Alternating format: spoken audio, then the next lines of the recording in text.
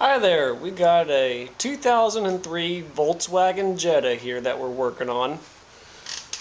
We are working on removing the brake calipers and replacing the rotors and new brake pads. I've got the calipers already removed, and what I did, the way to remove the calipers, if you just want to change the brake shoes or the brake pads on here, excuse me, you're going to take a 7mm hex screw, I believe it is, and or hex wrench. And you're actually going to come around. I've got it already halfway off, so I apologize, but you're going to come around here, and there's a little bolt right here on the back side of the caliper. You're just going to put that in here. You're actually going to go in this way first, and just slide that right in there. You're just going to have to spin it up that way. You have to do that about 20 or 30 times for it to come out. And then there's also one down on the bottom. You'll have to get to it. You'll see it down there, but it's the same thing as this. There's actually, it starts out, there's a cap covering it. The cap just like that. You'll have to remove the cap first. You just pull it out, get a screwdriver there, and just pry this cap off. Drop it down, get your hex wrench in there, and loosen it. Remember, you're backwards, so you're righty-tighty, lefty-loosey. You're going to have to pretend like you're facing it from this direction to do righty-tighty, lefty-loosey. And then once you loosen both of those, you just take a rubber mallet to kind of knock your brake calipers like that, and your brake calipers will eventually just pop off. Okay, on the driver's side, you've got to remember that there is an electronic brake connection. Now, I don't know the right way to remove it, but the way I figured out was to take a flathead screwdriver and slide it right under there and pry up from the bottom. Alright, and then it just pops it off. Okay, that's the best way I could figure it out.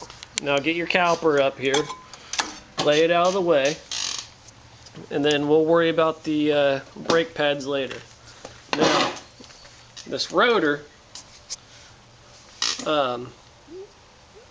there's the way to get this rotor off. There's a set screw, a Phillips head set screw right down here. Okay, the way to get that off, you're going to get a Phillips screwdriver. Now, before you turn that, you don't want to strip it. So the best way is to get some PB Blaster, some lubricant, and spray a shot in there. And then I'm going to show you a trick. Okay, the best way I found to get this off is to take two ball-peen hammers. Okay, you're going to actually set the ball-peen end on the screw. Okay, it's probably going to be seized up, so you set the ball-peen end on the screw and just hammer it.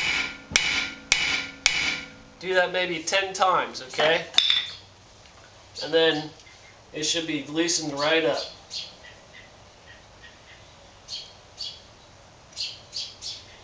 There you go, there's that set screw. Put that off to the side, you don't want to lose that. Okay? Now you got your caliper out of the way, you've got the set screw removed. You should be able to just kind of beat it off.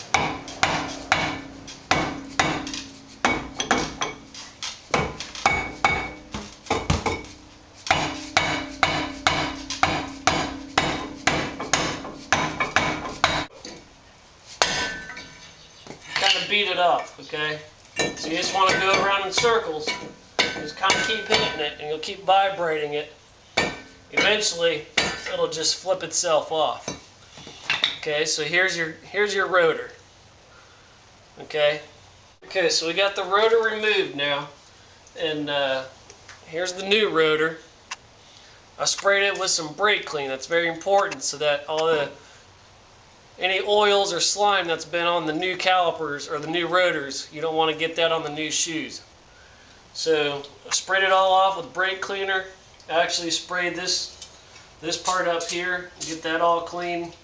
Any rust that's up there, it'll clean it right up. Okay, so we got our brake cleaner on. Everything's pretty well cleaned up. We're going to slide this guy back on here.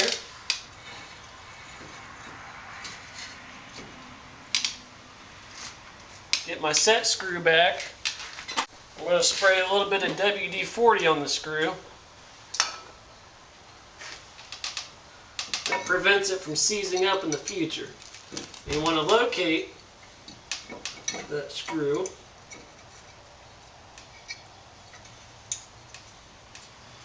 You want to line up your screw holes together. Screw that bad boy back in there. Next step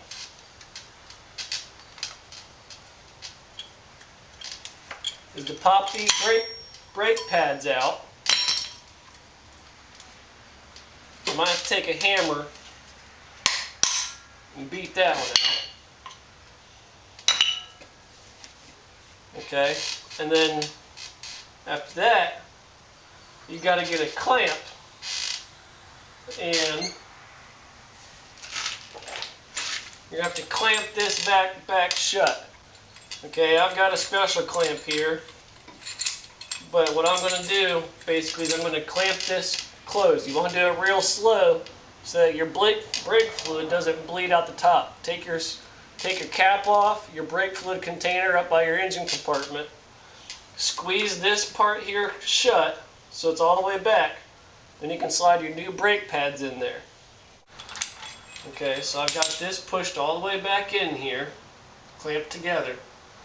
Now, I'm going to take my inside brake pad with the electronic device on it. What you're going to do is you're going to put that one in there. You're going to put your other one, slide it down in here. And what you're going to do now is just flip it over. Gotta go down here.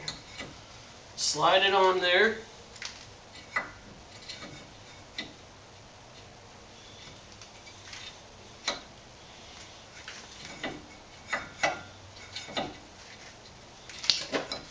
So we got the brake caliper on, slid it on there.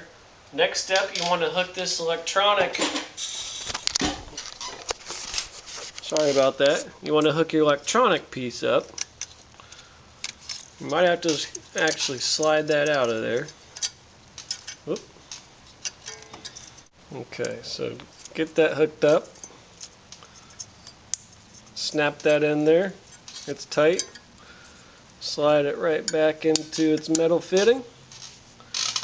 Okay, so here's the finished result so far.